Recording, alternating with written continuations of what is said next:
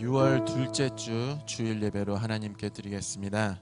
온라인으로 드리시는 우리 성도님들도 함께 참여해 주시기 바랍니다. 이 시간 사도신경으로 우리의 신앙을 함께 고백하며 나아갑니다. 전능하사 천지를 만드신 하나님 아버지를 내가 믿사오며 그 외아들 우리 주 예수 그리스도를 믿사오니 이는 성령으로 잉태하사 동정녀 마리아에게 나시고 본디오 빌라도에게 고난을 받으사 십자가에 못 박혀 죽으시고 장사한 지 사흘 만에 죽은 자 가운데서 다시 살아나시며 하늘에 오르사 전능하신 하나님 우편에 앉아 계시다가 저희로서 산자와 죽은 자를 심판하러 오시리라. 성령을 믿사오며 거룩한 공예와 성도가 서로 교통하는 것과 죄를 사하여 주시는 것과 몸이 다시 사는 것과 영원히 사는 것을 믿사옵나이다. 아멘. 예, 할렐루야. 예, 주님 전에 예배하고자 나오신 우리 성도님들을 환영하고 축복합니다. 오늘 이 시간 우리가 모인 이유는 하나님을 예배하기 위해서입니다. 온 우주 만물을 창조하신 그분 앞에 주님 찾으시는 그런 예배자 되도록 우리가 이 시간 함께 찬양으로 경배하며 나아가겠습니다. 주를 위한 이곳에 같이 찬양 부르시겠습니다. 주를 위한 이곳에 예배하는 자들 중에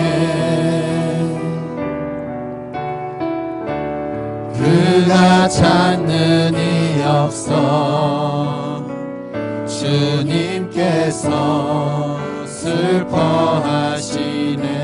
주님이 찾으시는 주님이 찾으시는 그 한 사람 그 예배자 내가 그 사람 되기 간절히 주께 예배하네. 주네로 이곳에 서 있네. 주 임재에 엎드려 절하네. 그 어느 것도 난 필요 없네. 주님만 경배해. 주네로 이곳에 서 있네. 주 임재에 엎드려 절하네. 그 어느 것도 난 필요 없네. 주님만 경배해. 다시 한번 고백하겠습니다. 주를 위한 이곳에 예배하는 자들 중에 그가 장난이 없어 주님께서 슬퍼하시네. 주님이 찾으시는 주님이 찾으시는 그 한 사람 그 예배자 한 사람 그 예배자 그 사람 되기 내가 그 사람 되기 간절히 주께 예배하네. 간절히 주께 예배하네. 주내로 이곳에 주네로 이곳에 서 있네. 주 임재에 엎드려 절하네. 그 어느 것도 난 필요 없네. 주님만 경배해. 주네로 이곳에 이곳에 서 있네 주임제에 엎드려 절하네 그 어느 것도 난 필요 없네 주님만 영배 주내로 이곳에 이곳에 서 있네 주임제에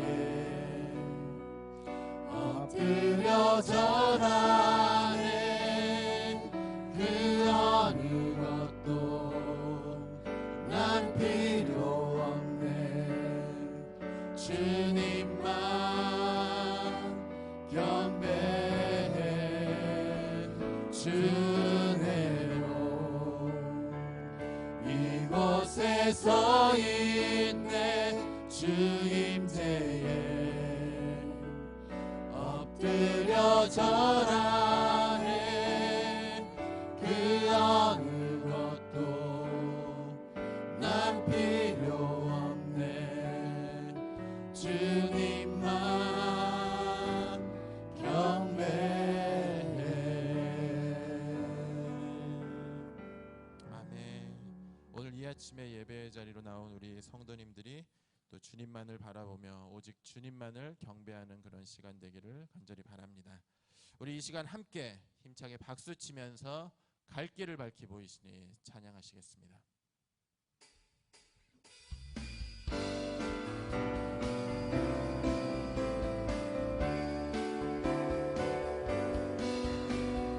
갈 길을 밝히 보이시니 주 앞에 빨리 나갑시다. 우리를 찾는 구주 예수 곧 오라 하시네. 죄악 벗은 우리 영혼은 기뻐 뛰며 주를 보겠네. 하늘에 계신 주 예수를 영원히 섬기니 우리를 오라 하시는 말 기쁘게 듣고 순종하세. 그 주를 믿기 지체 말고 속속히 나가세. 죄악 벗은 우리 영혼은 기뻐 뛰며 주를 보겠네. 하늘에 계신 주 예수를 영원히 섬기리. 주 오늘 여기 계시오니 다 와서 주의 말씀 듣세. 듣기도 하며 생각하니 참 진리시로다. 죄악 벗은 우리 영혼은 기뻐 뛰며 주를 보겠네. 하늘에 계신 주 예수를 영원히 섬기리. 죄악 벗은 우리 영혼은 죄악 벗은 우리 영혼은 기뻐 뛰며 주를 보겠네. 하늘에 계신 주 예수를 영원히 섬기리. 구주 예수 구주 예수 의지하며 신이 기쁜 일일세.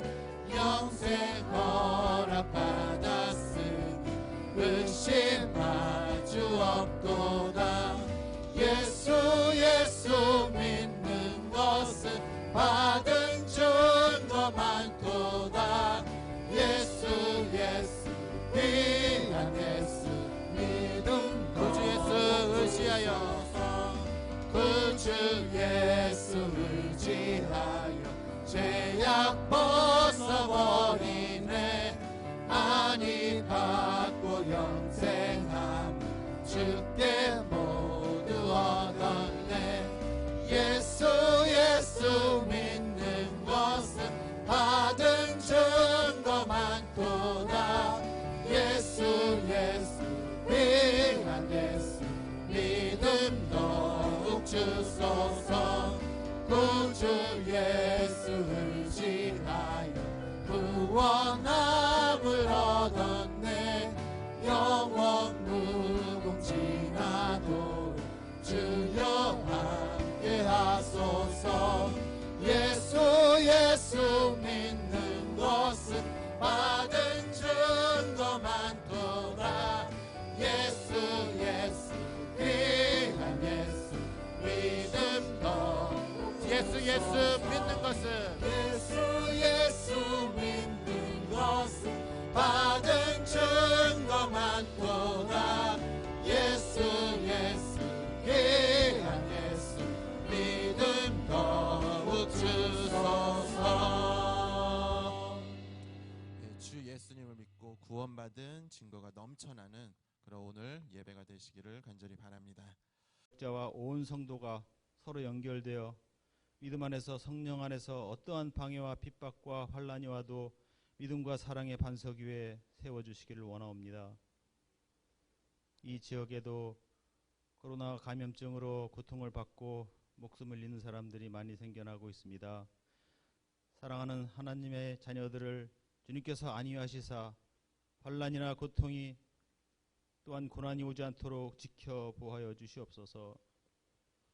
하나님 아버지, 저희들이 살고 있는 이 미국 땅에 일어나고 있는 흑백 갈등으로 문제가 불거지고 있는 이때 우리를 불쌍히 여겨주시고 주님의 사랑으로 갈등이 치유될 수 있도록 하여 주시옵소서.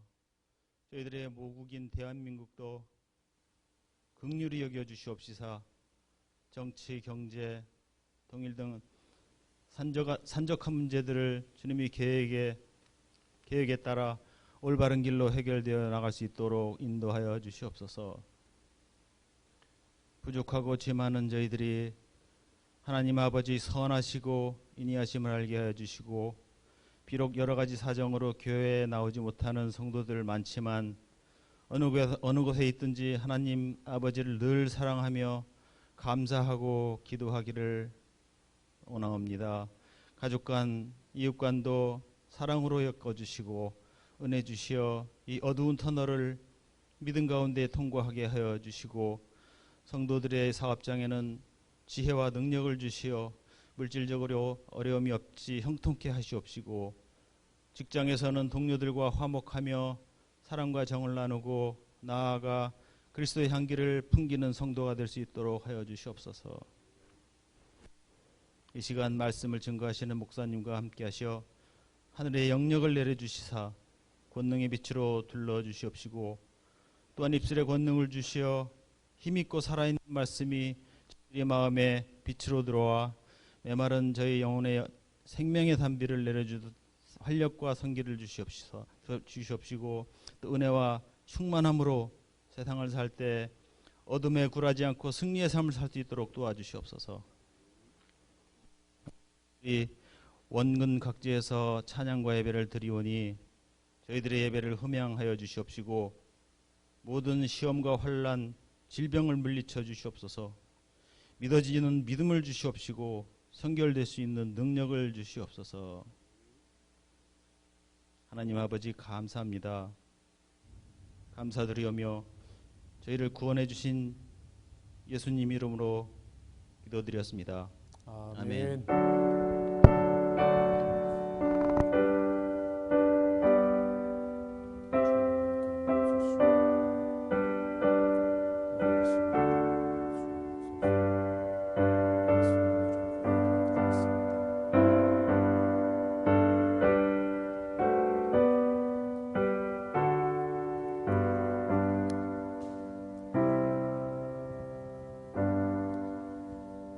같이 찬송하겠습니다. 401장입니다.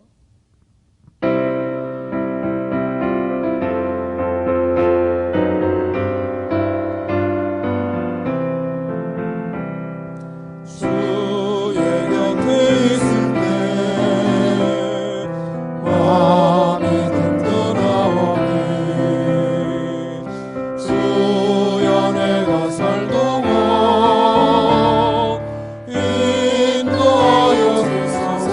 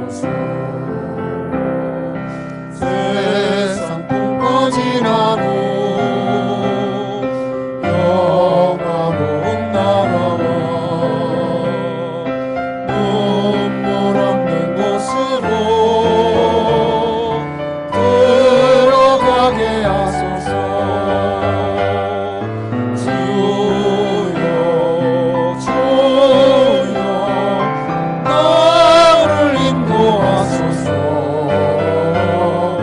다른 세상 살보고 주여 인도하소서.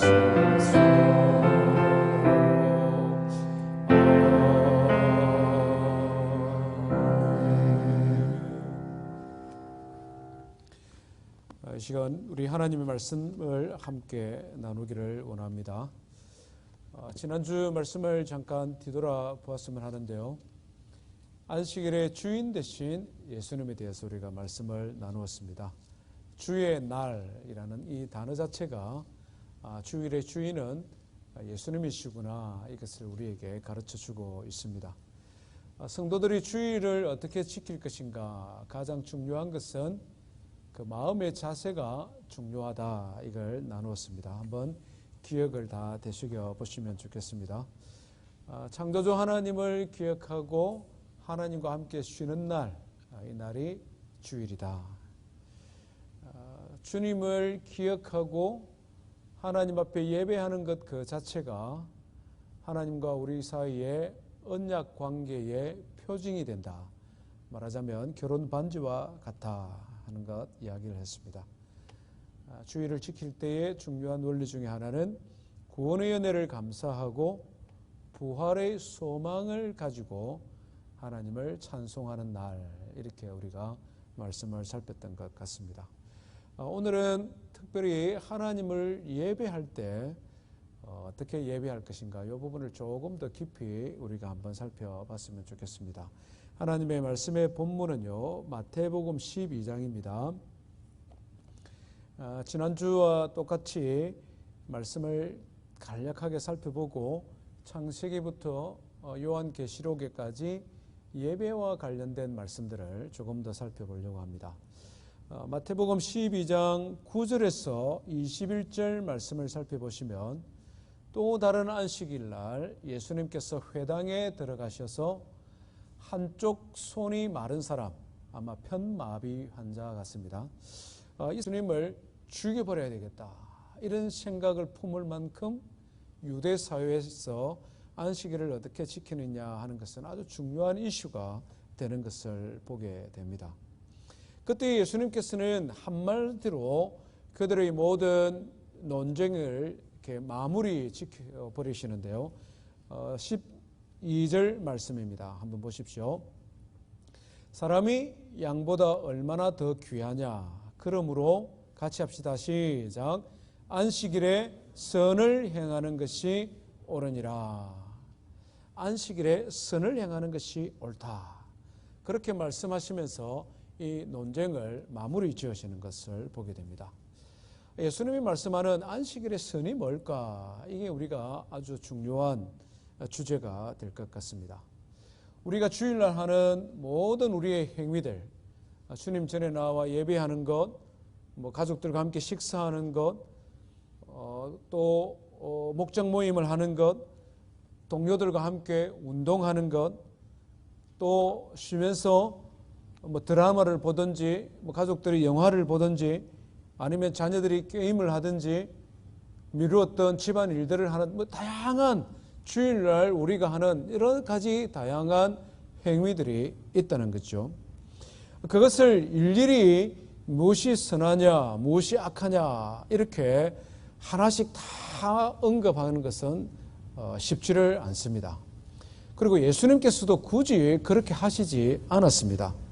단지 예수님께서는 이런 모든 성도들이 주일날 하는 일들의 그 중심에 뭐가 있느냐, 그것을 한 말씀으로 선을 행하는 것이 옳다 이렇게 말씀하고 있거든요. 그래서 주일날 우리가 하는 모든 일들이 무엇은 선이뇨 무엇은 악이냐, 우리가 분별할 수 있어야 되겠다 하는 것이죠. 오늘은 특별히 예배를 중심으로 우리가 드리는 예배 속에서, 또 우리가 성도들과 함께하는 이런 모임들 속에서 예수님이 말씀하시는 안식일의 선을, 안식일날 예배를 제일 먼저 드린 사람은 누굴까? 물론 아담일 겁니다. 그렇지만 그것은 성경에 묘사되고 있지는 않는데요.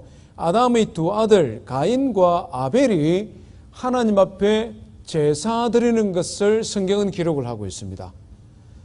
가인과 아벨이 누구에게 배웠느냐? 당연히 아버지한테 배웠겠죠. 그래서 제가 말씀드리는 겁니다. 아버지 아담도 역시 하나님 앞에 제사 드렸을 것이다. 그것을 그의 자녀들이 보고 배웠을 것이다 하는 거죠. 그런데 하나님께서는 가인과 아벨의 제사를 다 받지 아니하시고 아벨과 그의 제물은 받으시고 가인과 그의 제물은 받지 않으셨습니다. 그러면서 하시는 말씀이 선을 행하면 왜 가인 내가 화를 내느냐? 죄가 너를 유혹하지만 너는 죄를 이겨야 된다. 이렇게 말씀합니다. 하나님 앞에 제사 드리다가 죄의 유혹을 받게 되었고 선을 행하기는커녕 악을 행하여 하나님이 진노를 받았다는 것이죠. 아주 중요한 원리들이 담겨 있습니다. 우리 창세기 4장 3절에서 7절 말씀, 제가 방금 드렸던 말씀을 생각하며 한번 읽어보겠습니다. 시작. 세월이 지난 후에 가인은 땅의 소산으로 제물을 삼아 여호와께 드렸고 아벨은 자기도 양의 첫 새끼와 그 기름으로 드렸더니 여호와께서 아벨과 그의 제물은 받으셨으나 가인과 그의 제물은 받지 않으신지라. 가인이 몹시 분하여 안색이 변하니 여호와께서 가인에게 이르시되 내가 분하여 함은 어찌 됨이며 내 안식이 변함은 어찌 됨이냐. 내가 선을 행하면 어찌 낯을 들지 못하겠느냐. 선을 행하지 아니하면 죄가 문에 엎드려 있느니라. 죄가 너를 원하나 너는 죄를 다스릴지니라. 아멘. 우리가 예배 생활 관련해서 꼭 기억해야 될 것이 한 가지 있는데요. 하나님께서 우리가 드리는 모든 예배를 선하게 여기고 받으시는 것은 아니다라는 것입니다. 하나님은 살아계신 하나님이시기 때문에 주권적인 뜻을 가지고 계시고 하나님께서 취사 선택하신다 하는 것이죠. 우상숭배와는 근본적으로 다르다는 거예요. 우리의 전통신앙과는 근본적으로 다르다. 아무데나 자기의 뜻대로 그냥 제사 드리면 다 받은 이런 하나님이 아니다 하는 것이죠. 하나님께서 가인과 그의 제물을 받지 않은 이유가 뭡니까? 6절 7절 말씀해 보니 내가 선을 행하면 어찌 낯을 들겠느냐. 가인의 예배가 선하지 못하다 하는 것이죠. 가인이 어떤 악한 행동을 했는지 안 했는지를 자세히 기록은 하고 있지는 않습니다. 우리가 다른 말씀들을 살펴보면 그런 요소들도 있는 것 같습니다. 그러나 본문에서는 가인의 어떤 행위보다 더 근본적인 하나님께서 아벨의 제사는 받으시고 가인의 제사를 받지 않은 다른 이유가 있다 하는 것이죠. 가장 큰 차이는 뭡니까? 가인은 농산물, 땅의 소산을 하나님께 드렸고 아벨은 양의 첫 새끼와 그 기름을 하나님 앞에 드렸다. 이렇게 말씀합니다. 하나님께서는 짐승을 좋아하고 육식을 좋아하고 채식을 싫어한다. 이런 의미 절대 아니다라고 말씀드렸죠. 당시는 노아 홍수 이전입니다. 하나님께서 세상을 만드시고 인생들에게 땅에 나는 과일들, 채소들, 식물을 음식으로 주셨습니다. 노아 홍수 이후 창세기 9장 3절을 말씀을 보면 그때부터 하나님께서 짐승도 먹으라라고 말씀하시고 피는 먹지 마라 이런 말씀을 주고 있습니다. 말하자면 아벨이 양을 잡아 하나님 앞에 제물로 드렸는데 자기가 먹기 위함이 아니라는 것이죠. 온전히 하나님 앞에 예배드릴 목적으로 가인이 양을 잡아 제사를 드리고 있다 하는 것입니다. 근본적으로 이것이 차이점이 있습니다. 우리가 성경을 지금까지 쭉 배워왔기 때문에 이 아벨이 드렸던 양의 첫 새끼와 기름 하면 자연스럽게 생각되어지는, 연상되어지는 한 이름, 한 장면이 있지 않습니까? 한번 생각해 보십시오. 양의 첫 새끼와 기름 하면 떠오르는 이름과 장면이 있죠. 여러분들의 머릿속에 있는 그게 맞습니다. 예수 그리스도와 그분의 십자가죠. 세례 요한이 예수님을 세상에 처음 소개하면서 뭐라고 말씀합니까? 보라, 세상 죄를 지고 가는 하나님의 어린 양이로다, 이렇게 말씀하고 있지 않습니까? 예수님께서는 세상 죄를 짊어지고 십자가에 달려 죽으시는 하나님의 어린 양, 제물이셨다 하는 것이죠. 아벨은 예수님 태어나기 훨씬 이전에 약 3,500년, 어쩌면 4,000년 전의 사람이었습니다마는 희미하게나마 알고 있었다는 것이죠. 그의 아버지로부터 듣고 배웠던 것이죠. 아담이 범죄하여 하나님을 두려워하고 죽게 되었을 때에 그는 부끄러워 나무 잎으로 그의 하체를 가렸으나 하나님께서는 짐승을 잡아 죽여 그 가죽 옷을 해 입혔습니다. 그래서 하나님 앞에 나아갈 때에 아담은 부끄러움 없이 하나님 앞에 나아갈 수 있었던 것이죠. 그의 가죽 옷이 낡고 없어지고 새로운 옷이 필요할 때마다 아담은 짐승을 잡아 죽였습니다. 자기가 죄를 지었는데 왜 나를 몸을 가르기 위해 짐승이 죽어야 됩니까? 그때마다 그는 자연스럽게 짐승에게 고마운 마음을 표하지 않았을까요? 그때마다 그는 하나님 앞에 제사를 드리며 하나님, 내가 하나님 앞에 범죄하여 죽을 인생이었는데 하나님께서 나에게 모범을 보여준 것처럼 이 짐승을 잡아 죽이고 그 가죽 옷을 해 입음으로 나는 하나님 앞에 나아가고 하나님은 나에게 다시 오셔서 언약을 지키시는 분이십니다.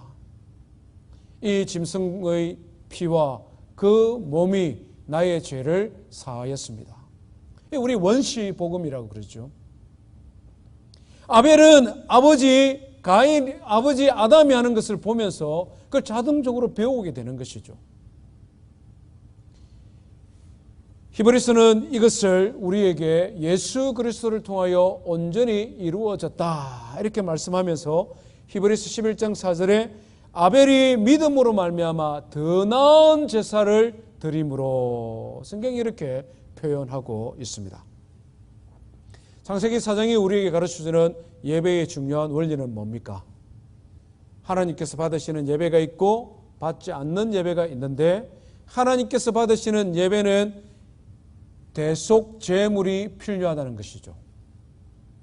날 대신하여 십자가에 달려 죽으시고 다시 살아나신 예수 그리스도 그분을 기억하고 그분이 행하신 구원의 은혜를 기억하고 그것을 기념하고 그것을 인정하고 그것을 믿고 그것을 믿음으로 고백하는 예배를 하나님께서는 선하게 여기시고 받으신다 하는 것입니다.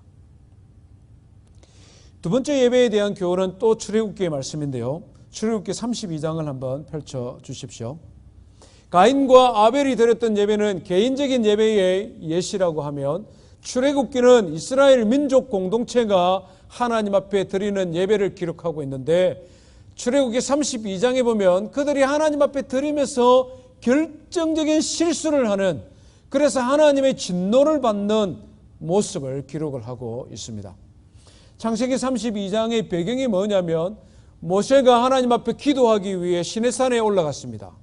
그곳에서 40일 동안 머물고 있는데 하나님 앞에 기도하며 교제하며 성전 제사의 모든 제도와 성전의 양식과 십계명의 돌판과 막 이런 것을 받으며 하나님의 은혜 충만해 있는데 그 아래에 있는 백성들은 엉뚱한 일을 하고 있습니다. 무엇을 하고 있습니까? 몇 가지 큰 실수를 하고 있는데요. 우리 출애굽기 32장 1절 한번 같이 읽어볼까요? 시작. 백성이 모세가 산에서 내려오미 더딤을 보고 모여 백성이 아론에게 이르러 말하되 일어나 우리를 위하여 우리를 인도할 신을 만들라. 이 모세 곧 우리를 애굽에서 인도하여 낸 사람은 어찌 되었는지 알지 못함이니라. 우리를 인도해야 될 존재가 필요한데 모세도 없고 하나님도 안 보인다. 우리를 인도할 신을 만들라 이렇게 말합니다.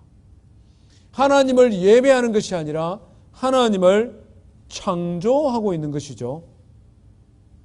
나의 필요를 따라 하나님을 지금 만들고 있는 겁니다. 더 큰 잘못은 계속 이어지는데요. 2절에서 4절 말씀을 보면 아론이 백성들에게서 금을 모읍니다. 금귀고리 그리고 금팔찌 이런 것들을 다 모아가지고 4절 말씀해 보니 조각칼로 송아지 형상을 만듭니다. 송아지, 왜 하필이면 송아지를 만들었을까요? 이집트에는 4절, 5절, 6절에 뭐라고 말합니까? 이스라엘아, 이는 너를 애굽 땅에서 인도해낸 너희의 신이다. 이렇게 말합니다. 백성들로부터 금부치를 모아서 송아지를 만들고 난 다음에는 이것이 너희의 하나님 앞에 드리는 예배라고 하며 우상을 만들고 하나님 앞에 드리는 제물을 드린 후에 인간의 축제로 변절되어져 버리는 것을 보게 됩니다. 하나님 앞에 드리는 예배냐, 인간의 축제냐? 하나님께서는 이들의 예배를 받지 않으신다라고 말씀합니다. 아주 냉정하게 말씀하시죠. 7절 이하를 한번 보십시오. 7절에 보면 내 백성이 부패하였다, 오염되었다 하는 것이죠. 9절 말씀에는 뭐라고 뭡니까? 이 백성의 목이 뻣뻣하다. 10절에서는 내가 그들에게 진노하여 그들을 어떻게 할 것이다? 진멸할 것이다. 결국 28절 말씀에 가면 그날 하루에 하나님께서 진노하여 이스라엘 백성 중 3,000명 가량을 죽여버렸다. 성경에 이렇게 기록을 하고 있습니다. 우리 성도들이 예배 생활 속에서 빠져들 수 있는 위험을 출애굽기 32장은 우리에게 경고하고 있는 것이죠. 우리는 하나님을 예배하면서 우리가 만든 이미지로서 우리가 우상을 만들 수 있다는 것입니다. 여호와 하나님의 이름으로 모이면서 우상 숭배할 수 있다는 것이죠. 하나님을 예배한다라고 말을 하지만 인간의 축제로 예배가 전락되어져 버릴 수 있다는 것이죠. 하나님께서는 이것을 오염이라고 그러고 타락이라고 그랬습니다. 하나님은 인간의 축제를 받지 않습니다. 진노하시죠. 세 번째로 예배의 모범은 신명기에 또 기록을 하고 있습니다. 신명기 12장 한번 펼쳐보십시오. 이런 실수들을 반복하면서 이스라엘 백성들이 이제 약속의 땅 가까이 왔습니다. 그래서 모세가 하나님의 부름을 받기 얼마 전에 이제 그 백성들에게 마지막 교훈을 하는 것이 신명기죠. 이 신명기에서 5장부터 8절 12장 5절부터 8절 말씀해 보면 또 다른 예배의 중요한 원리들을 우리에게 가르쳐 줍니다. 5절부터 8절 말씀 우리 한번 같이 읽습니다. 시작. 오직 너희의 하나님 여호와께서 자기의 이름을 두시려고 너희 모든 지파 중에 택하신 곳인 그 계실 곳으로 찾아 나아가서 너희의 번제와 너희의 제물과 너희의 11조와 너희 손의 거제와 너희의 서원제와 낙헌 예물과 너희 소와 양의 처음 난 것들을 너희는 거리로 가져다가 드리고 거기 곧 너희의 하나님 여호와 앞에서 먹고 너희의 하나님 여호와께서 너희의 손으로 수고한 일에 복주심으로 말미암아 너희와 너희의 가족이 즐거워할지니라. 우리가 오늘 여기에서는 각기 소견대로 하였거니와 너희가 거기에서는 그렇게 하지 말지니라. 아멘. 함께 모여 예배하라 하는 것이죠. 함께 모여 예배하라. 7절에 너희 하나님 여호와 앞에서 먹고 너희 하나님 여호와 앞에서 너희 손으로 수고한 모든 것으로 인하여 감사하며 너희와 너희의 가족이 함께 즐거워하라. 가족이 모여라는 것이죠. 저 밑으로 내려가서 12절 한번 보십시오. 12절. 12절에는 뭐라고 말합니까? 너희와 너희의 자녀와 노비와 함께 여호와 하나님 앞에 즐거워할 것이요 너희 성중에 있는 레위인도 그리할지니 레위인은 너희 중에 분깃이나 기업이 없다. 신명기의 다른 말씀들을 살펴보면 너희와 너희 자녀와 너희 노비 뿐만 아니라 레위인 뿐만 아니라 너희 성중에 유하는 객, 나그네, 거류민들, 가난한 자들 다 함께 모여 하나님 앞에 예배하라. 이스라엘이 공동체가 드리는 예배를 말씀하고 있다는 것이죠. 이와 같은 예배가 실제적으로 이루어진 곳이 성경에 여러 곳이 있는데 가장 대표적인 곳이 어디냐? 솔로몬이 솔로몬 성전을 짓고 난 다음에 하면 드렸던 예배입니다. 역대하 3장 1절 제가 한번 읽어볼게요. 솔로몬이 예루살렘 모리아 산에, 이 모리아 이걸 기억하십시오. 모리아 산에 여호와의 전을 건축하기를 시작하니 그곳은 전에 여호와께서 그의 아버지 다윗에게 나타나신 곳이요 여부수 사람 오르난의 타작마당에 다윗이 정한 곳이라. 솔로몬이 모리아 산에 하나님의 성전을 지었다는 것이죠. 다윗이 정했다라고 말하지만 그 이전에 하나님께서 다윗을 만나 주신 곳입니다. 이보다 더 훨씬 이전에 모리아 산에서 어떤 일이 일어났죠? 믿음의 조상 아브라함이 그의 독자 이삭을 하나님 앞에 바칠 때에 하나님께서 사흘 길을 가라라고 말씀하면서 창세기 22장 2절에 보니까 뭐라고 말합니까? 모리아 산에서 하나님께서 솔로몬이 모리아 산에 예루살렘 성전을 짓기 훨씬 이전에 이미 아브라함에게 말씀하셨어요. 그리고 다윗을 만나 주셨어요. 하나님께서 예배의 처소를 정해 주셨다 하는 것입니다. 솔로몬의 성전이 완공되고 난 다음에 하나님 앞에 예배를 드렸을 때에 그 성전에 하나님께서 임재하시는 장면을 성경은 자세히 묘사하고 있습니다. 하나님 앞에 드리는 예배의 원리 중에 기억해야 될 것은 아무데나 모여서 그냥 예배하면 안 된다. 하나님께서 정하신 곳에 함께 모여 공동체로 예배하라. 그러면 여기서 우리가 질문이 하나 생깁니다. 이스라엘 백성들은 이 예루살렘의 땅이 조그만하기 때문에 괜찮은데 오늘 우리는 어떻게 해야 됩니까? 이와 똑같은 질문을 예수님 시대의 한 여성이 예수님께 했죠. 기억나십니까? 사마리아 여성의 한 여인이 예수님에게 질문했지 않습니까? 우리의 조상들은 이 사마리아 성에서 예배 드리라고 그러고 당신들 유대인들은 예루살렘에서 예배 드려야 된다고 하는데 내가 보니 당신은 선지자인데 어디서 예배해야 됩니까? 그때 예수님께서 뭐라고 대답하셨습니까? 이 성에서도 말고 예루살렘 성에서도 말고 정말로 예배 드려야 될 때가 있나니 하나님은 영이시니 예배하는 자가 영과 진리로 예배할지니라. 예수님이 이 땅에 오심으로 말미암아 더 이상 유대인의 하나님이 아니다는 것이죠. 예수님이 이 땅에 오심으로 말미암아 더 이상 예루살렘 성은 거룩하고 나머지 성은 부정하다 이것이 아니다는 거죠. 하나님의 성령이 계시고 예수 그리스도의 진리의 말씀이 선포되어지는 그곳. 그래서 예수님께서는 마태복음 18장 20절에는 또 다르게 말씀하시기를 두세 사람이 내 이름으로 모인 곳에 나도 그들 중에 있느니라.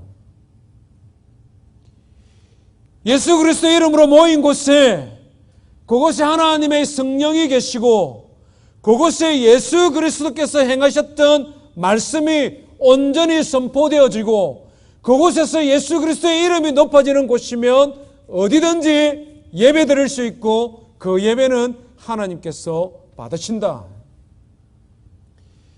사도행전부터는 더 이상 예수님의 제자들이 예루살렘 성전을 고집하고 있지 않는 것을 자세히 가르쳐 줍니다.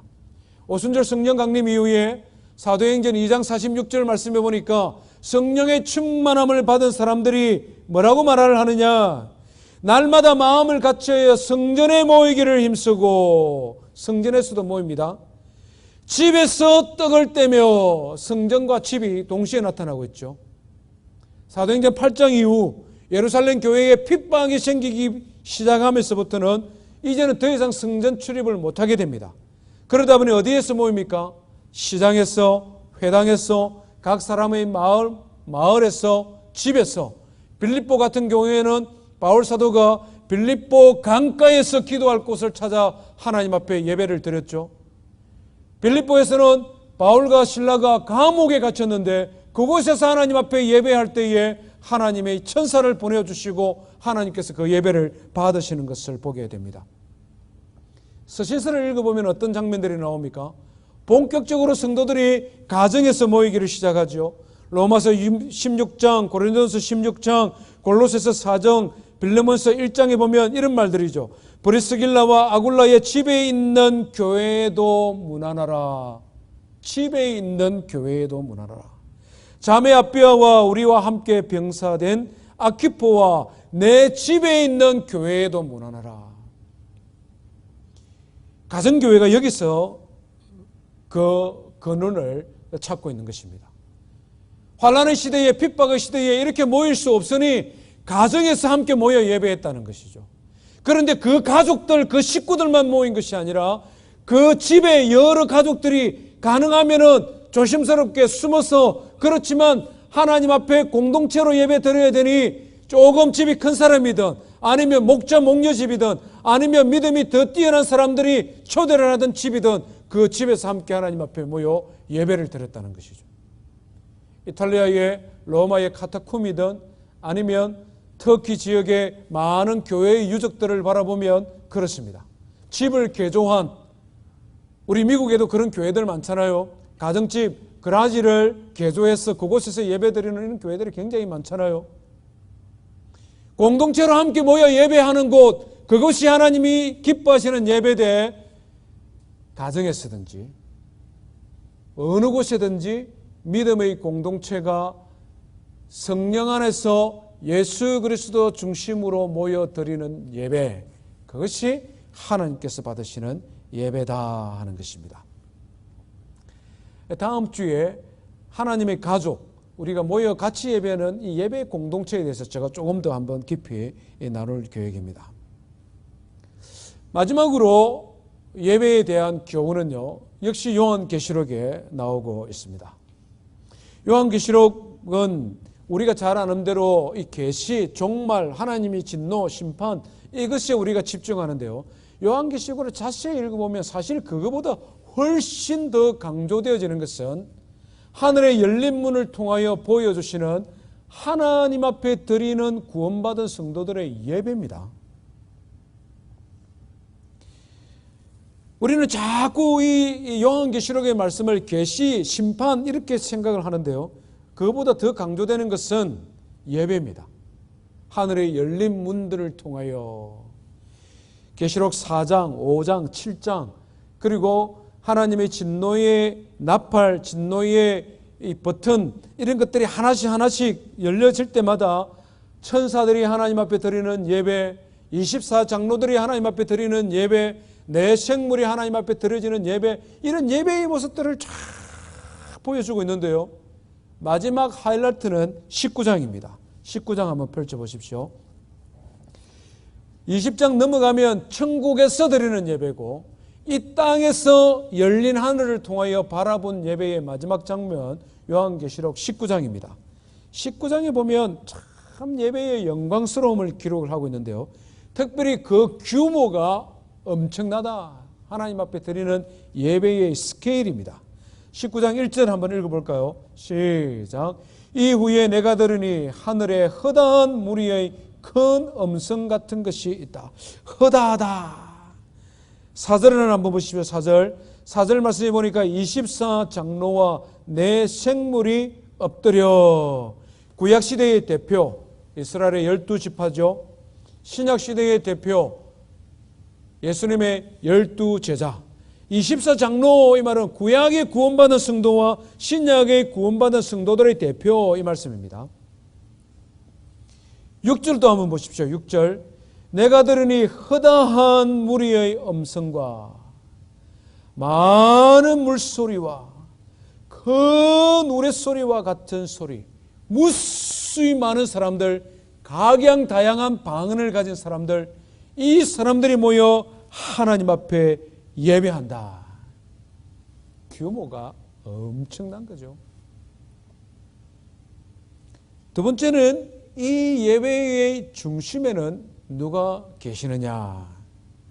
창조주 하나님과 어린 양 대신 예수님이다는 1절도 한번 보십시오. 할렐루야, 구원과 영광과 능력이 누구에게 있도다? 우리 하나님께도 있도다. 할렐루야 찬양을, 제가 별칭을 창세기 요한계시록 19장 예배는 춤을 추며 찬송하며 기뻐 뛸 수 있지만 그것이 인간의 축제로 오염 변절되어지는 걸 절대 우리는 경계해야 됩니다. 인본주의 시대에 이게 지금 엄청나게 도전을 받고 있습니다.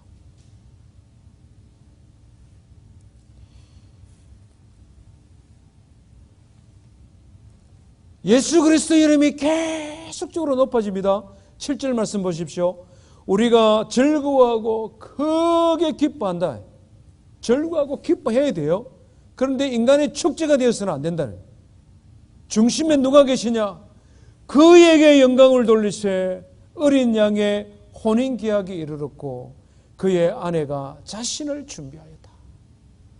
우리가 준비되었으니 신랑 대신 예수 그리스도시요 당신께 영광을 돌립니다. 이게 예배의 핵심이다 하는 것이죠. 열린 하늘문을 통하여 보여주는 천상의 예배의 핵심은 뭐냐? 그 규모가 엄청나다. 하나님의 위엄에 맞는 예배라는 것이죠. 그리고 그 예배의 중심에는 창조주 하나님과 우리의 구원자 되신 예수 그리스도, 그분이 처음부터 끝까지 예배의 중심에 계시고 영광을 받으시고 하나님의 영광을 받으시니 그 하나님의 영광이 은혜로 우리에게 흘러내려오는데 기뻐하고 즐거워하는 것이죠.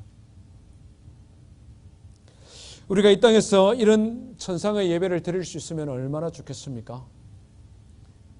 그렇다고 해서 예배당을 화려하게 짓고 많은 사람들만 모인다고 하여 이런 예배가 되는 것은 아니겠죠. 구원받은 성도들이 모여서 드리는 예배여야 한다. 찬양을 통하여 하나님의 이름을 높이는 일에 우리는 최선을 다해야 된다. 우리의 의식 속에, 결단 속에 철저히 하나님의 이름을 높여드리는 이 일을 위해 우리가 노력해야 된다. 우리 찬양팀 특별히 이 시간에 감사드리는데요. 코로나19 때문에 10명까지 예배에 드리게 되었을 때에 찬양팀을 우선적으로 생각했습니다. 처음에는 직분자들 중심으로 해야 되겠구나 생각하다가 제가 생각을 조금 바꿨어요. 오히려 연세 드신 어르신들이 직분자들은 많으시고 이 젊은 찬양팀 중심으로 예배팀을 만들어야 되겠구나. 왜? 10명이 모이더라도 5명이 모이더라도 하나님 앞에 드리는 찬양이 중심이 되어야 되겠구나. 이게 제 중심이었어요. 그래서 따로 교회에 좀 오라고 해서 부탁을 했습니다. 출입을 삼가하고 친구들 만나지 말고 내 자신 안전과 성도들에게 폐를 끼치지 않도록 정말 자신들을 조심해라. 그리고 일주일 동안 기도하고 찬송 연비하고 하나님 앞에 찬양으로 영광 돌리자. 아무리 작은 수수로 모인다 하더라도 우리가 집중해야 될 것은 찬양 중에 계신 뭘 해도 될까, 뭘 해서는 안 될까, 이런 관점에서 접근 안 했으면 좋겠습니다. 무엇을 하든지 간에 우리 마음의 중심에 이 날은 주님의 날이다, 그것이 있었으면 좋겠습니다. 밥 먹을 때 기도하다가도 오늘은 주일입니다, 한번 기억할 수 있잖아요.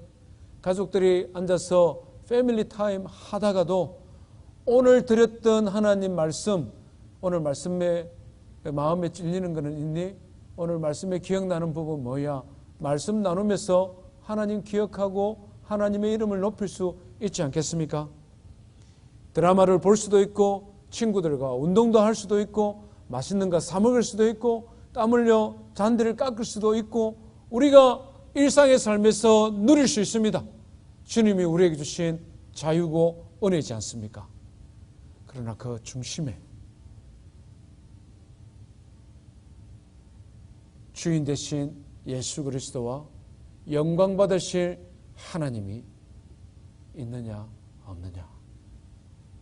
저와 우리 모든 성도님들의 예배가 일상의 삶이 거룩한 주일이 하나님 앞에 영광. 내 마음을 변해라 즐겁고 기쁜 날이 날의 전화 만민 아버지 앞에서 참되신 삼위일체 각 찬송 부르네 이 날의 하늘에서 새 양식 내리네 성회로 모이라 종소리 울리네 복음의 밝은 빛이 온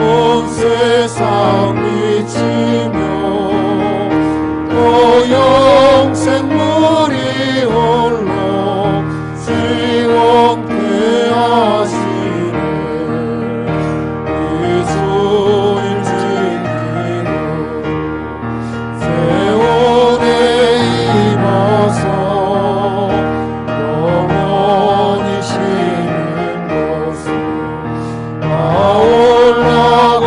올라갑시다 성복에 찬미하고 성가하고 성령 참되신 삼위일체 각 찬송 부르네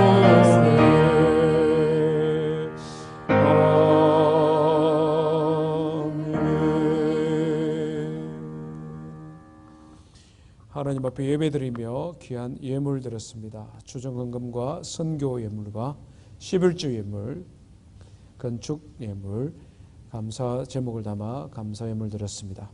하나님 고등학교 무사히 마칠 수 있도록 해주셔서 감사합니다. 원하는 대학 진학하게 해주심도 감사드렸습니다. 어려운 상황 속에서도 졸업할 수 있게 해주시고 주님의 은혜 속에 살아가게 하심을 감사드렸습니다. 하나님의 은혜와 인도하심에 감사드렸습니다.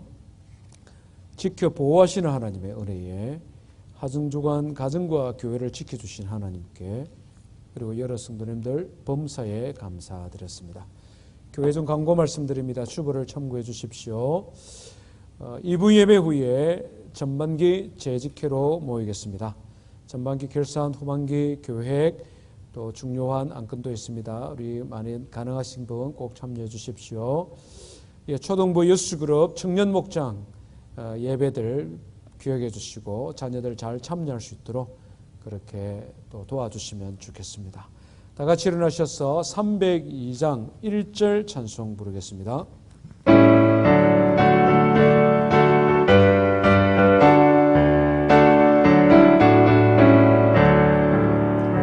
내 주 하나님 넓고 큰 은혜는 저 큰 바다보다 깊다 높고 가치를 끌어 깊은 대로 저 한가운데 가보라 온 땅을 떠나서 상하게 되띠고 내 주 예수 은혜의 바다로 내 맘을 전하라. 기도하겠습니다.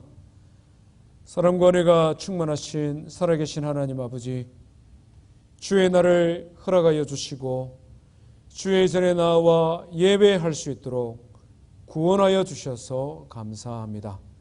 우리 속에 약속의 성령 보내어 주시고 진리의 말씀을 듣고 알고 실천할 수 있는 힘과 능력과 은혜도 허락하여 주셔서 감사합니다. 코로나19로 인하여 온 세상이 암흑으로 변해든 시대에도 하나님이 온 천지 만물을 창조하시며 지금도 하나님의 주권 속에 이 세대를 이끌어가고 계심을 마음으로 입술로 고백합니다. 우리를 향하신 하나님의 선하신 뜻과 계획이 무엇인지 기도하는 삶을 통하여 깨달아 알게 하여 주시고, 이런 때에 더욱더 하나님을 신뢰함으로 두려움을 이기고 믿음으로 날마다 승리하는 삶을 살게 하여 주옵소서. 거룩한 주일을 하나님 앞에 선하게 살아가고 고통당하지 않도록 보호하여 주옵소서. 지금도 땅끝에서 생명의 위협 속에서도 복음 전하는 모든 선교사들, 우리가 후원하는 선교지 하나님께서 지키시고 보호하여 주시옵소서. 예배를 폐회하고 돌아갑니다. 가정의 모든 자녀들과 함께 이날을 복되게 지키는 성도의 삶이 되게 하시고, 다시 만날 그날까지 주님께서 안전하게 하시고 건강하게 하시고 우리의 삶을 인도하여 주옵소서. 온전히 지금 주옵소서. 예수님 이름으로 기도드리겠습니다. 아멘.